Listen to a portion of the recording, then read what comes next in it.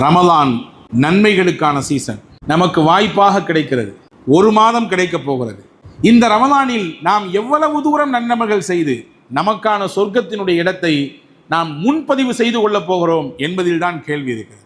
வெளியூருக்கு பயணிக்கிறோம், வெளிநாட்டுக்கு பயணிக்கிறோம், நம்முடைய உறவுகள், நமக்கு தெரிந்த நட்புகள் அங்கே இருந்தாலும் கூட நாம் நமக்கான ஒரு வீட்டை, நமக்கான ஒரு அறையை, நமக்காக தங்குவதற்கு, நம்முடைய உடை மாற்றிக் கொள்வதற்கு, கொஞ்சம் ஆசுவாசப்படுத்தி ஓய்வெடுத்துக் கொள்வதற்கான இடத்தை தேடுவோம் இல்லையா?